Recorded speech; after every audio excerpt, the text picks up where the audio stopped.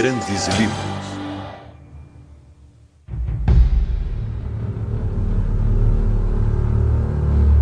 No princípio, a terra era sem forma e vazia. Havia trevas sobre a face do abismo, e o Espírito de Deus pairava por sobre as águas. Deus disse: faça-se a luz, e a luz se fez. E Deus disse: haja águas para que tragam abundância de criaturas que tenham vida e aves que voem sobre a terra no firmamento aberto do céu. E Deus criou o homem como imagem de si próprio. Na imagem de Deus ele se criou. Deus criou o homem e a mulher. Alguns leem o Gênesis como história. No século XVII, um arcebispo irlandês, James Ussher, disse que, estudando genealogia escrita na Bíblia, calculou a data da criação. Deus criou o mundo em 4004 a.C. 6.000 anos depois, naturalistas da Inglaterra do século XIX faziam perguntas sobre Deus. Por que Deus havia criado tantas espécies? Por que havia milhares de espécies de pássaros?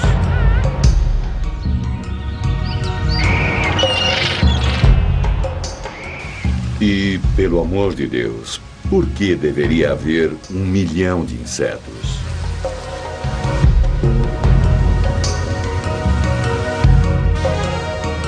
Por que Deus enterrou os ossos de animais desconhecidos em pedras?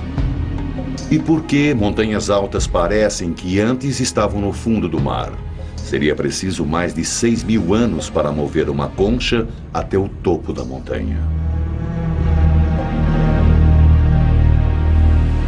Foi o naturalista e observador inglês Charles Darwin que segurou o mundo junto ao microscópio de sua mente e viu o que todos tinham visto, mas de uma maneira diferente.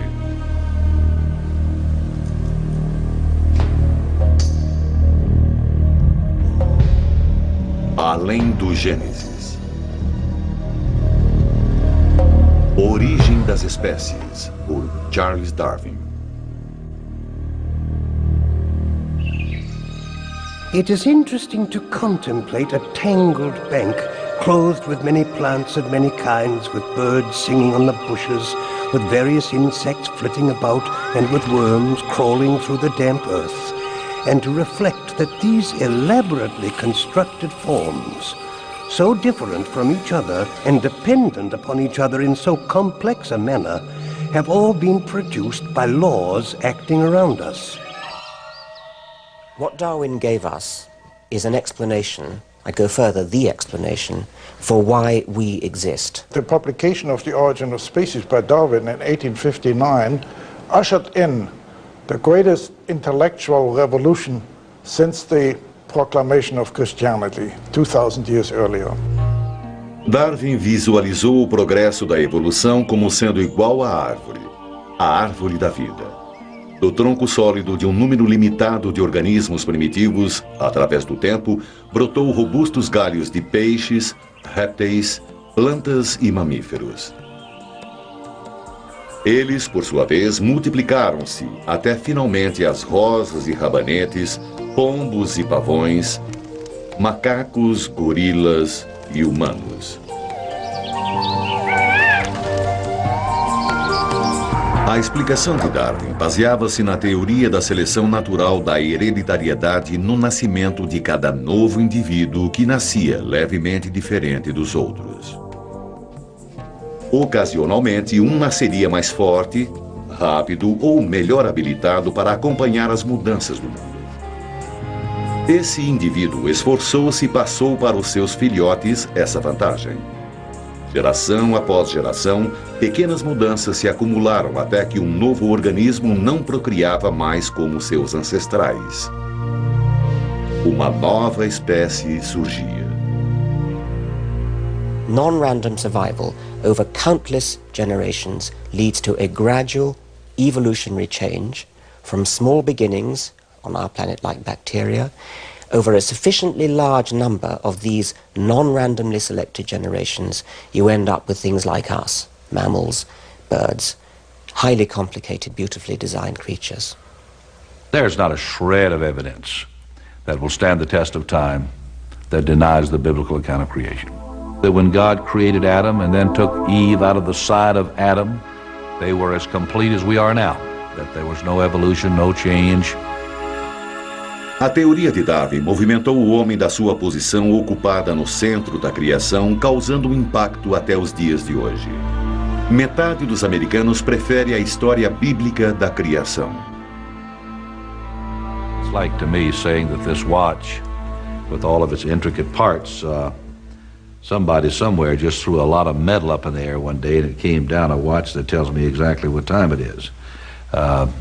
It's even more ridiculous than that, because man is by far a more marvelous creation than this wristwatch. O argumento diz que, se existe o relógio, deve existir seu criador. Então, certamente, quanto mais intrincado o mundo de coisas vivas, mais deve envolver um criador. O que Darwin dizia, somente a luta pela sobrevivência, dando uma grande distância no tempo, pode produzir o rico e variado mundo que vemos hoje.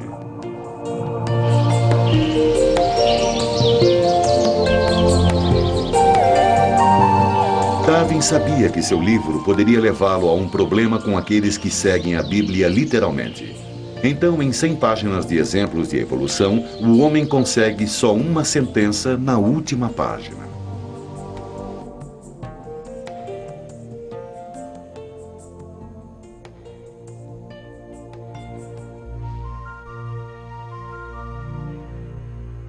I think people want to believe they're quite special.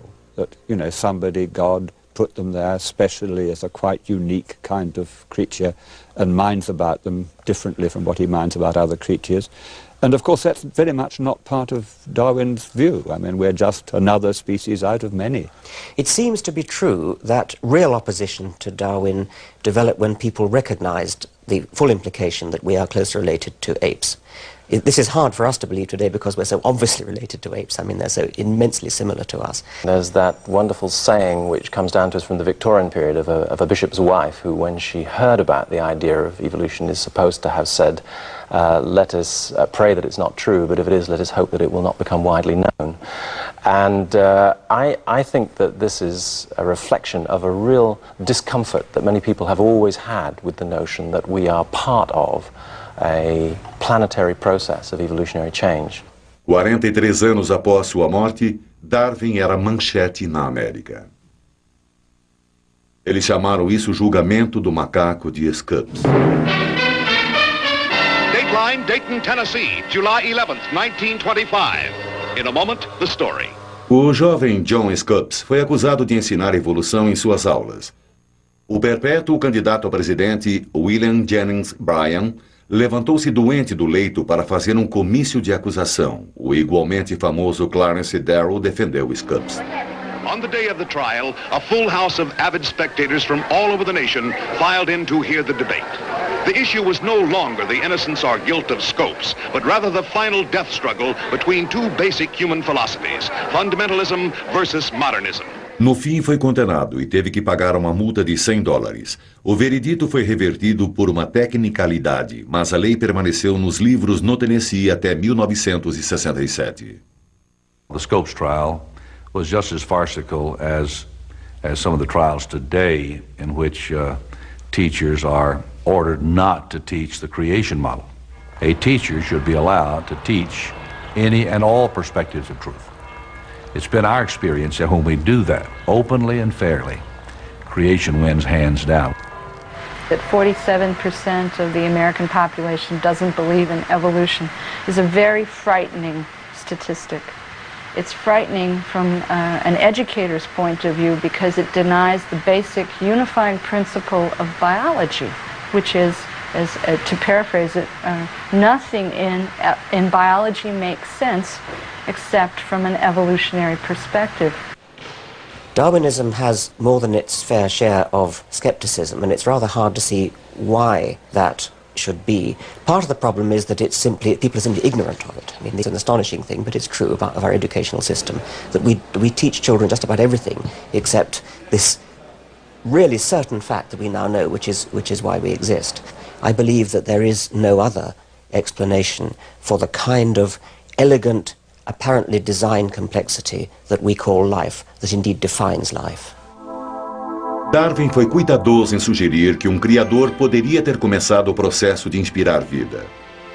Mas o simples fato é que Deus não era necessário no universo de Darwin.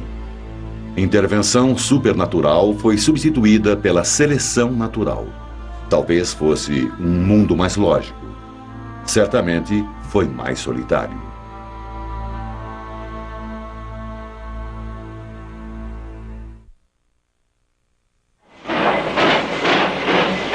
Era um mundo em transição. A Revolução Industrial começava. Na Inglaterra, pareceu que o mundo estava se abrindo para a mudança dos motores. Era o tempo das grandes ideias e grandes homens. Havia Erasmus Darwin, um próspero médico rural, um poeta, um pensador livre e um campeão da nova tecnologia. Seu filho Robert, outro homem de influência, o seguiu na medicina. E quando o segundo filho de Robert nasceu em 12 de fevereiro de 1809, presumiu-se que ele poderia fazer parte da terceira geração de médicos rurais. Mas Charles Robert Darwin era mais feliz nas florestas que nas salas de aula. Ele preferia caçar ao ar livre, observar pássaros, coletar, explorar. Charles was in and out of country houses and barnyards, and he saw how people selected the best cattle and the best pigs and the best horses and bred from them to improve the quality of the stock. Ele abandonou seus estudos de medicina e foi para a Universidade de Cambridge, onde estudou teologia. And that's when it first occurred to him that he could make his name in natural science. He could make better beetle collections than any of the beetle collectors. He came here to the River Cam and scouted along the banks and looked at the trees and pulled beetles out of the bark. He bested the lot of them. Sabendo que estava mais interessado em colecionar besouros do que salvar almas, dois de seus professores recomendaram uma viagem através do mundo. O barco chamado Beagle, de 27 metros, foi acertado para uma viagem à América do Sul. Foi o ponto inicial para a alteração na vida de Darwin. A viagem programada para 2 anos terminou após 5. Anos coletando, observando, explorando e escrevendo. A parada mais importante para Darwin foi nas Ilhas Galápagos. Esse jovem arquipélago isolado a 960 quilômetros da costa do Equador era um sonho naturalista, um laboratório em evolução. Em 5 semanas de febril ocupação, ele seguiu iguanas marítimas e tartarugas que pareciam variar de ilha para ilha. Colecionou 13 tipos de tentilhões e 3 espécies de mimos policlotos. Os animais devem ter vindo para as ilhas da América do Sul num passado distante. Mas essas criaturas tinham variações marcantes de seus ancestrais continentais. Darwin was amazing. He was 27 years old when he got off the Beagle. His notebooks were bulging with data about all the places he had visited. He had enormous collections. À sua coleção de besouros, ele juntou 1.500 espécies preservadas em álcool, 4.000 peles, ossos e espécimes empalhados e muitos engradados de fósseis. Ele retornou com 3.000 páginas de notas sobre entomologia, geologia, paleontologia e zoologia. Ele era o ídolo da comunidade científica de Londres. Até seu pai se impressionou. Darwin casou-se 2 anos depois. Apresentando suas opções, como ele faria com uma bandeja de insetos, registrou os argumentos contra e a favor do casamento. Na coluna a favor estavam crianças, alguém para cuidar da casa e companheiros.